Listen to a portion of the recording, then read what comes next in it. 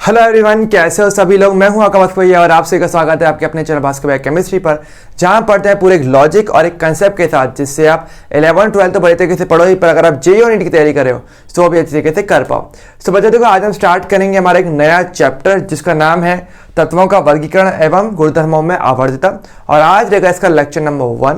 देखो बच्चों, अगर बात किया जाए इस चैप्टर की कि तत्वों का वर्गीकरण एवं गुणधर्म आवर्तता, पूरे चैप्टर में हम क्या पढ़ने वाले हैं, तो देखो बेसिकली अगर हम बात करेंगे हमारी प्रकृति में, तो बहुत सारे विभिन्न प्रकार के तत्व हमारे पास पाए जाते हैं, है ना। तत्व यानी कि जैसे कि हम बात करते हैं हमारे पास लोहा, इसका सिंबल क्या होता है, आयरन। आयरन क्या होता है, Fe होता है ना। और इसके अलावा हमारा गोल्ड होता है, जैसे है ना सोना, जिसको आप AU से प्रदर्शित करते हो। इसके अलावा चांदी होता है, जैसे कि हमारा Ag। तो ये सब क्या होता है, हमारे तत्व होते हैं, है ना। इसी प्रकार से सोडियम, लिथियम हो गया, या फिर आपका हाइड्रोजन होगा, ये सभी क्या आपके तत्व होते हैं। ओके, सो देखो, अगर बात करें प्रकृति में तो हमारे पास बहुत सारे तत्व प्रकृति में पाए जाते हैं। ओके, अगर हम इतिहास को अगर थोड़ा देखें तो देखो, अगर हम बात करेंगे सन 1800 की अगर बात की जाए इतिहास में, तो सन 1800 में एक बार देखा गया था कि भाई हमारे पास टोटल कितने तत्व हैं आज के टाइम पे। तो उन्होंने बोला कि सन 1800 में जब तत्वों की गिनती की गई तो हमारे पास केवल 31 तत्व थे टोटल, जो भी हम जानते थे। ओके, लेकिन अगर हम बात करेंगे वर्तमान में, तो वर्तमान में अगर बात की जाए तो तत्वों की संख्या अभी काफ़ी ज़्यादा तत्व खोजे जा चुके हैं। इसके अलावा हम तत्वों को खुद से बना भी पा रहे हैं, जिनको मानव निर्मित तत्व या कृत्रिम तत्व कहा जाता है, तो वो भी आज के टाइम पे क्या आते हैं। तो ऐसे अगर करके देखा जाए तो 1800 से लेकर के अगर हम बात करेंगे वर्तमान स्थिति में, तो हमारे पास आज के टाइम पे 118 तत्व जो हैं वो टोटल पाए जाते हैं। ओके, ये 118 तत्वों में हमारे पास दो प्रकार के तत्व हो सकते हैं। एक तो हमारे पास हैं जो कि प्राकृतिक है, जो कि हमें सीधा सीधा प्रकृति से मिलते हैं, और कुछ हमारे पास क्या है, हमारे पास मानव निर्मित भी है, यानी जिनको इंसानों ने हमने खुद लैब में एक्सपेरिमेंट करके बनाया, मानव निर्मित या फिर कृत्रिम तत्व जिसका आप बोल सकते हो। ओके, तो दो प्रकार के कैटेगरी हम इसमें बांट सकते हो 118 तत्वों की। लेकिन आप सोचो एक बात बहुत आराम से, कि जैसे अगर हम सन 1800 में अगर बात करें तो 31 तत्व हमारे पास है। ओके, हर तत्व का अपना गुण भी होता है, हर एक के गुणधर्म, भौतिक या रासायनिक गुणधर्म अलग अलग होंगे, ठीक है। लेकिन अगर देखा जाए तो 31 तत्वों को का अध्ययन कर पाना उनके गुणों के आधार पर एक इजी टास्क है, इतना मुश्किल काम भी नहीं है, कि केवल 31 तत्व ही तो हैं, तो हमें पता रहेगा कि भाई हर किसी का गुण क्या है, हर किसी का भौतिक या रासायनिक गुण क्या रहेंगे, और उनका अध्ययन कर पाना ईजी काम हो जाएगा। लेकिन अगर आप सोचो 118 तत्वों के लिए 118 तत्वों का अध्ययन कर पाना इजी टास्क बिल्कुल नहीं है। ओके, क्योंकि वहां पर आपको उनके भौतिक गुण भी देखने पड़ेंगे, उनके रासायनिक गुण भी देखने पड़ेंगे, और उनमें कंपेयर भी करना पड़ेगा। क्यों कंपेयर क्यों करेंगे, क्योंकि देखो हमें केवल तत्वों के बारे में पढ़ना नहीं है, उनका आगे यूज भी करना है, उनका उपयोग भी करना है। जैसे कि अगर मैं बोलूँ कि जैसे कि हमारे घर में जो बिजली की तारें होती हैं, है ना, अब बिजली की तारें कौन सी धातु की बनाई जाती हैं, ऐसे धातु को चूज करोगे ना जिसकी चालकता अच्छी हो, ताकि उसमें विद्युत का प्रवाह आसानी से होना चाहिए, तो चालकता अच्छी होनी चाहिए। अब इस हिसाब से अगर देखा जाए तो चांदी की चालकता, अगर हम बात करेंगे हमारा जो चांदी है, सिल्वर, इसकी जो चालकता होती है वो सभी तत्वों में सबसे ज्यादा होती है।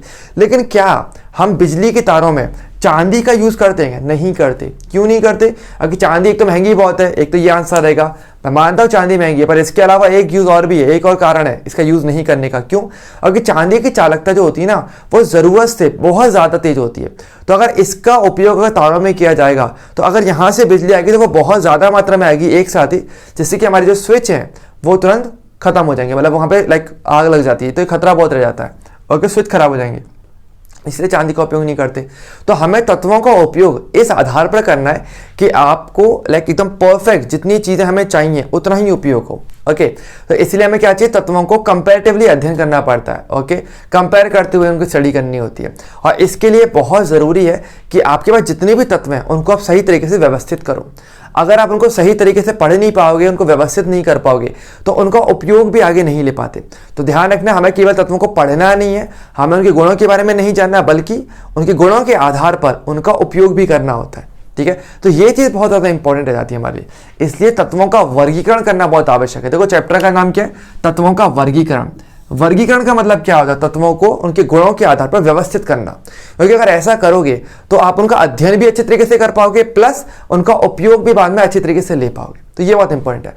और एक पार्ट आता है हमारे गुणधर्मों में आवर्तता। इसका मतलब क्या हम आगे सीखेंगे चैप्टर के अंदर।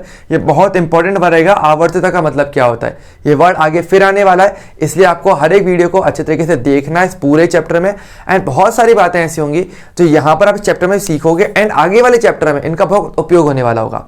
तो इसलिए आपको चैप्टर पूरा बहुत अच्छे से देखना है। ओके, सो अगर वीडियो स्टार्ट करने से पहले अगर आपने वीडियो को अब तक लाइक नहीं किया तो लाइक जरूर कर लेना एंड चैनल को सब्सक्राइब नहीं किया सब्सक्राइब जरूर कर लेना। ओके, तो चलिए फिर आज की क्लास को स्टार्ट करते हैं। सो बच्चों, अगर बात की जाए कि भाई हमारे तत्वों का वर्गीकरण क्यों किया गया है, ओके, तो ये क्वेश्चन अगर आपके पास आ जाता है तो बहुत ही सिंपल आंसर है। जैसा हमने बोला कि सभी जितने भी ज्ञात तत्व हैं उनका सरलता से हमें क्या करना है, अध्ययन करना है और उनका अच्छी तरीके से उपयोग करने के लिए हमने क्या किया, तत्वों का वर्गीकरण किया। ये बेसिक आइडिया था, सिंपल। ओके, अब देखो सवाल फिर यहाँ पर ये आता है कि फिर अब अलग अलग साइंटिस्ट आए और उन्होंने क्या किया, वर्गीकरण करना स्टार्ट किया। तो सबसे पहला जो वर्गीकरण, पूरी तरीके से वर्गीकरण भी से नहीं कहेंगे पर एक रफ आइडिया के तौर पे सबसे पहला जो वर्गीकरण किया गया था वो कहीं ना कहीं एंटोनी लेवोशिए ने किया था, जिनको रसायन विज्ञान का जनक भी कहा जाता है। ओके, तो सबसे पहला वर्गीकरण का ट्राई किसने किया था, वो किया था एंटोनी लेवोशिए। ओके, एंटोनी लेवोशिए ने सबसे पहले वर्गीकरण किया था और ये कौन है, आपके रसायन विज्ञान के जनक भी जिनको कहा जाता है।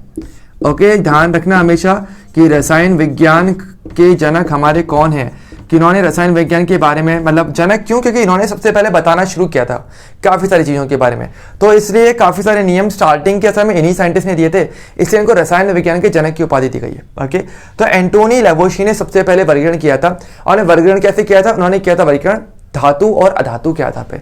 इन्होंने क्या बोला कि हमारे जो तत्व हैं उसको आप दो कैटेगरी में बांट सकते हो, दो प्रकार से विभाजित कर सकते हो। कौन से, एक तो है हमारे धातु और एक होते हैं हमारे अधातु। बस इस प्रकार से बहुत सबसे जो बेसिक वर्गीकरण जो था, सबसे आसान वाला, इन्होंने क्या बोला कि तो हमें पता है जैसे कि लोहा है, लोहा क्या होता है, वो एक धातु होती है ना। पर अगर मैं बात करूँ हाइड्रोजन, वो क्या होती है, एक अधातु होती है। या अगर बात करूँ नाइट्रोजन की, वो क्या अधातु है। लेकिन मेरा सोना क्या है, वो धातु है। तो इन्होंने क्या किया, उस टाइम पर जितने भी ज्ञात तत्व थे इनके टाइम तक, इन्होंने क्या बोला कि तत्वों का दो कैटेगरी में बांट दो, एक तो आपकी धातु और एक आपकी अधातु, जो सबसे बेसिक वाला था। इनमें उन्होंने कोई नियम नहीं दिया था, पर इन्होंने बस इस प्रकार से वर्गीकरण करवा दिया। ओके, बस इतना। ओके, लेकिन आप देखो बात क्या थी कि ये इन्होंने स्टार्टिंग में बोला तो था, लेकिन इसमें एक अपवाद भी आया था। क्या आपको पता है कि धातु और अधातु के अलावा भी तत्व की एक कैटेगरी और आती है जो होती है उपधातु।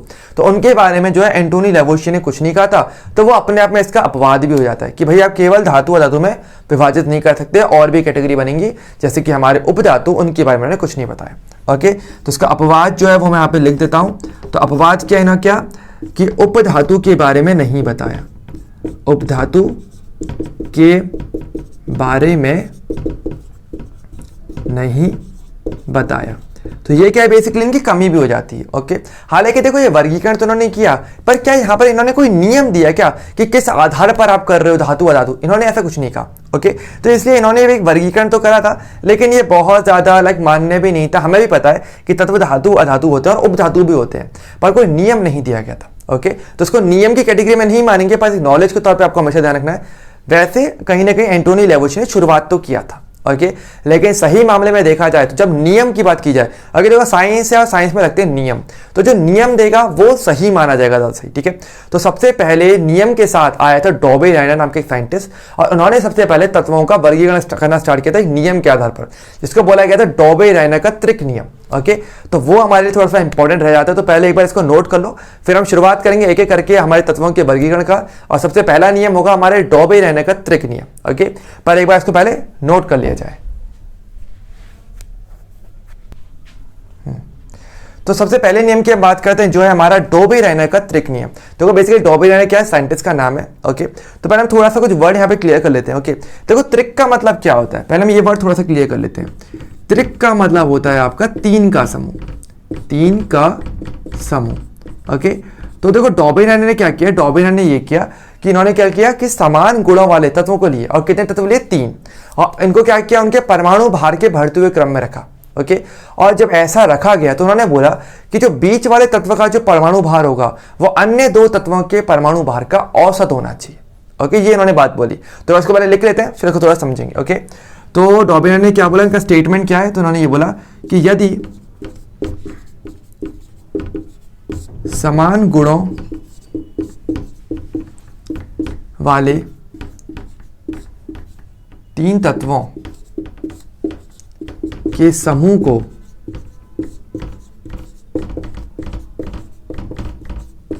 परमाणु भार के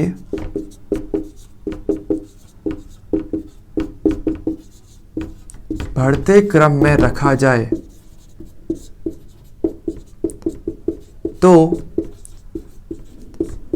बीच वाले तत्व का भार अन्य दो का औसत होता है।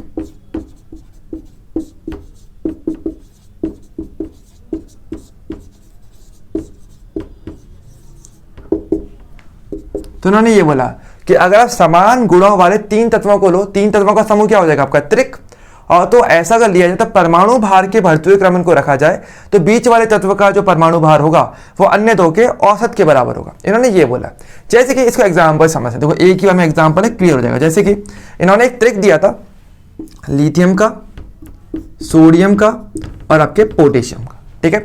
तीनों की अगर बात की जाएगी तो देखो तीनों के ही जो गुण है वो ऑलमोस्ट समान होते हैं, कहीं ना कहीं मतलब बिल्कुल समान भी नहीं पर लगभग लगभग समान वाली बात है। ओके, अब लिथियम का परमाणु भार क्या होता है, वो होता है आपका 7।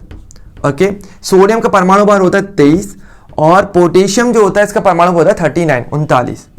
ओके, तो इन्होंने क्या बोला, इन्होंने बोला कि बी, अब देखो हमने क्या किया, देखो ध्यान से देखा जाए, परमाणु भार के बढ़ते हुए क्रम में मैंने तीनों को रखा है, पहले कम वाला, फिर उससे ज्यादा वाला, फिर उससे ज्यादा वाला, ठीक है।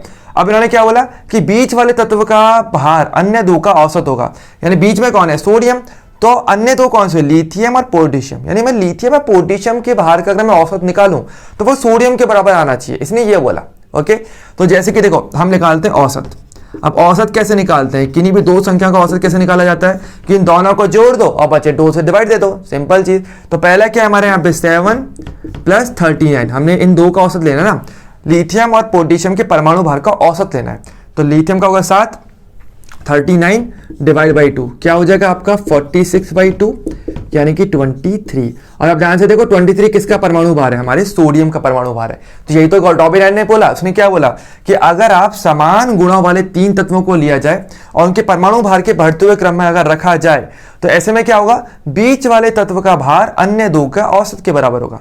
तो देखो हमने अन्य दो का औसत निकाला तो बीच वाले सोडियम के बराबर आ गया। तो ये चीज थी जो डॉबेरान ने कही थी और इसके आधार पर इसने क्या किया, 3 परमाणुओं के समूह बनाने स्टार्ट किए। ओके, जिसको त्रिक बोला गया और इसलिए बोलते हैं डॉबेरान का त्रिक नियम, यानी 3 के तत्वों के समूह का नियम, ऐसे करके, ठीक है।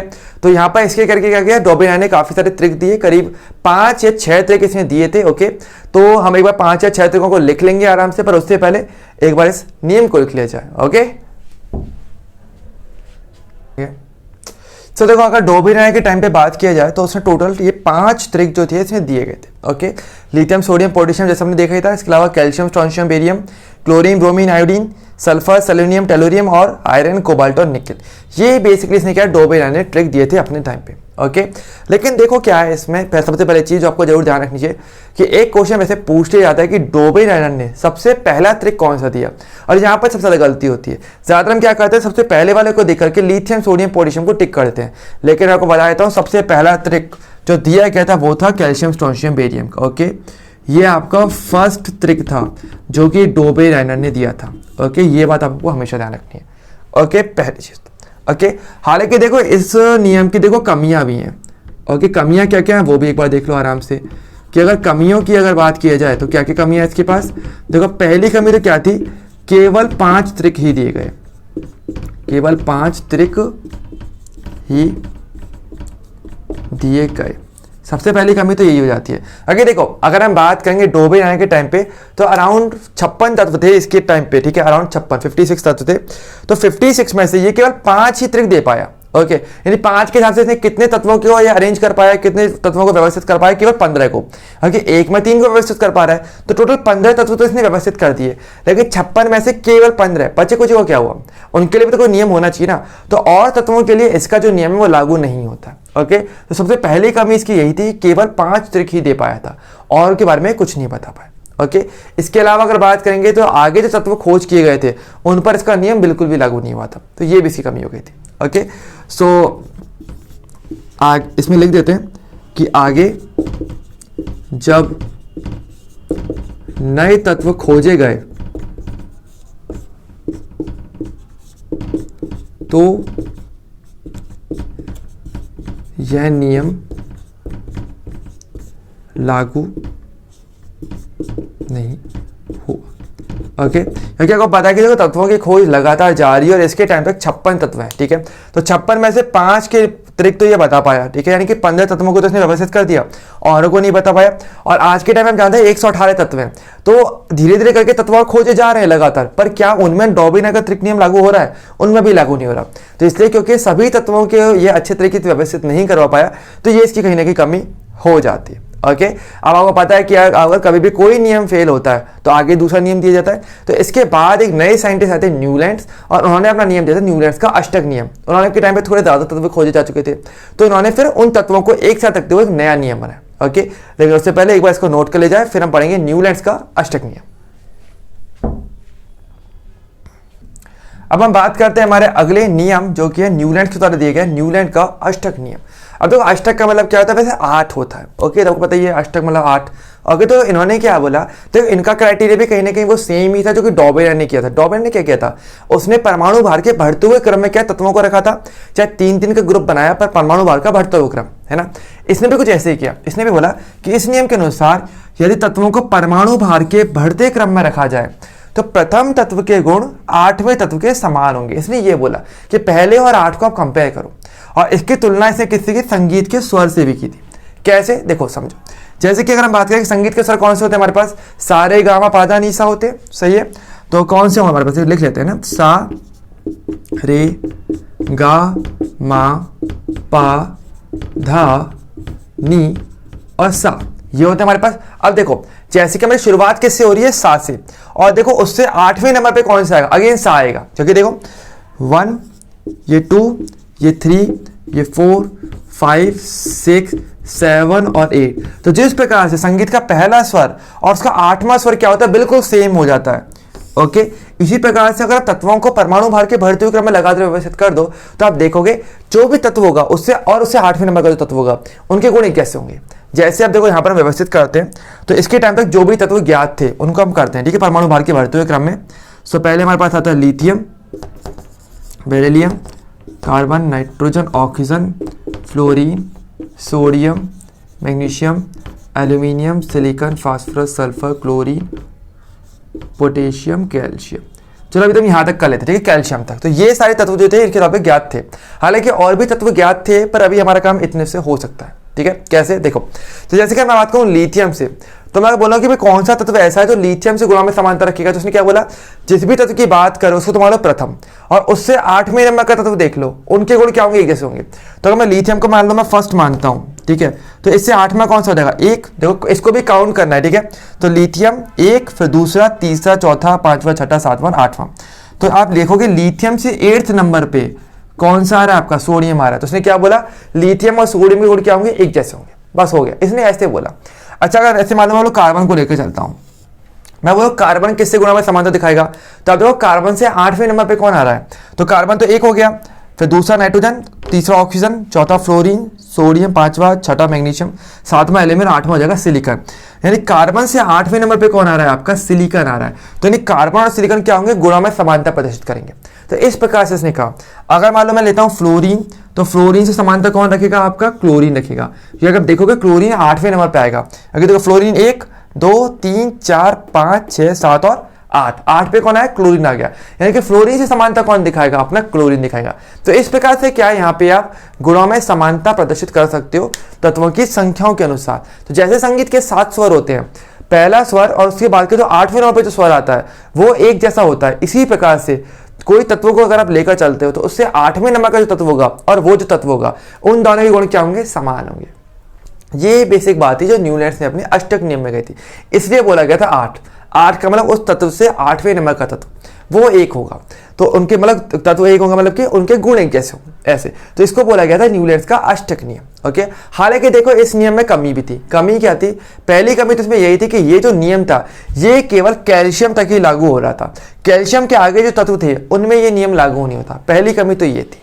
ओके और एक कमी ये भी थी कि अब जब नए तत्व खोजे गए तो अगेन वहां पर भी ये जो नियम है लागू नहीं हो पाता।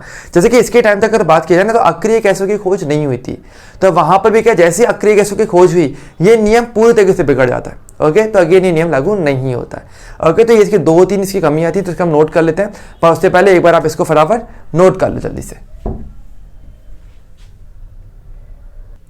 सो बच्चों बात करते हैं कि न्यूलैंड्स के अष्टक नियम की कमियां क्या क्या थी। तो जैसे कि आपने बात किया देखो पहली बात तो क्या था कि यह नियम केवल कैल्शियम तक ही लागू होता था, ठीक है, उसके आगे ये लागू बिल्कुल नहीं हुआ जो आगे के तत्व थे। इसके अलावा अक्रिय गैसों की जब खोज हो गई थी उसके बाद ये नियम पूरी तरीके से फेल हो जाता है, उस पर बिल्कुल लागू नहीं होता। जैसे देखो जैसे कि अगर हम बात करते हैं जिसके इस टाइम पे कौन कौन से तत्व है, लिथियम था इसके पास और beryllium, boron, carbon, oxygen, fluorine, sodium, magnesium, aluminium and कुछ और तत्व और भी थे, है ना। लेकिन अक्रिय गैस इसमें से बिल्कुल भी नहीं है। अब जब अक्रिय गैसों की खोज हुई जैसे कि हीलियम हुआ, नियॉन हुआ, आर्गन, तो हीलियम कहाँ पे रखा गया, हीलियम रखा गया यहाँ शुरुआत में। ओके इसके अलावा नियॉन कहाँ पे रखा गया, इन दोनों के बीच में यहाँ पे नियॉन को रखा गया, ठीक है। अब देखो न्यूलैंड्स ने क्या बोला कि पहले वाले और उससे 8वें नंबर के तत्व के गुण समान होने चाहिए। तो अगर इस हिसाब से देखें तो लिथियम के गुण जो था तो लिथियम से नॉर्मली 8वें नंबर पर जब तक अक्रिय गैसों की खोज नहीं हुई कौन था, सोडियम था। अगर देखो लिथियम को फर्स्ट मानते हो तो 2, 3, 4, 5, 6, 7 और 8 पे आपका सोडियम आ गया था। ये था तब तक जब तक कि अक्रिय गैस की खोज नहीं हुई है, पर जैसे ही अक्रिय गैसों की खोज हो गई वो इनके बीच में आ गए। अब ऐसे में क्या सोडियम 8वें नंबर पे रहेगा, नहीं। अब देखो काउंट करके देखो 1, 4, 5, 6, 7, 8 पे आ गया नियॉन और 9 पे आया सोडियम। तो ऐसे में इसका अष्टक नियम तो फेल हो गया, अगर 9 पर तो हमारा नियॉन आ गया ना। तो इस तरीके से क्या हुआ, जैसे ही अक्रिय गैसों की खोज हुई ये नियम तुरंत फेल हो गया क्योंकि उनको इन तत्वों के बीच में रखा गया। और इसके कारण क्या हो गया कि अब अक्रिय गैस बीच में आ गए तो 8 वाला जो कॉन्सेप्ट था कि भाई पहले से 8वें नंबर पर जो चीज होगी वो सेम होनी चाहिए, ऐसा होना फेल हो गया, ऐसा बंद हो गया। इसलिए ये क्या है अपने न्यूलैंड्स की अष्टक नियम की कमियां हो जाती। ओके अब तो इसके अलावा वैसे और भी कुछ साइंटिस्ट आए थे बीच में जिन्होंने थोड़ा बहुत प्रयास किया था लेकिन वो ज़्यादा अच्छी तरीके से एक्सप्लेन नहीं कर पाए, तो उनका बहुत ज़्यादा नियम नहीं होता। पर फिर एक बार उनका हम नाम जरूर देख लेंगे। ओके लेकिन उससे पहले एक बार न्यूलैंड्स की इस कमियां को नोट कर लो।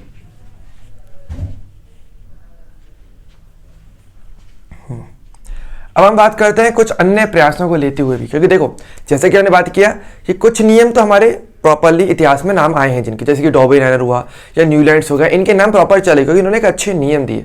और पर हाँ लेकिन में कमियां भी थी, लेकिन कोई नहीं, वो आगे जाके सुधारा जाता ही है ना। लेकिन कुछ अन्य प्रयास भी किए गए थे। ओके हालांकि उनको इतनी ज़्यादा वैलिडिटी नहीं मिली पर स्टिल उन्होंने काम तो किया था थोड़ा बहुत, ठीक है। जैसे कि एक साइंटिस्ट थे AEBD चैनकोटॉइस। ओके थोड़ा लंबा नाम है, थोड़ा देख लेना। ओके AEBD चैनकोटॉइस, इन्होंने क्या कहते हैं तत्वों को परमाणु भार के बढ़ते हुए क्रम में रखा और एक वृत्ताकार सारणी को बनाया। वृत्ताकार यानी कैसे घुमावदार ऐसे सारणी इन्होंने बनाई।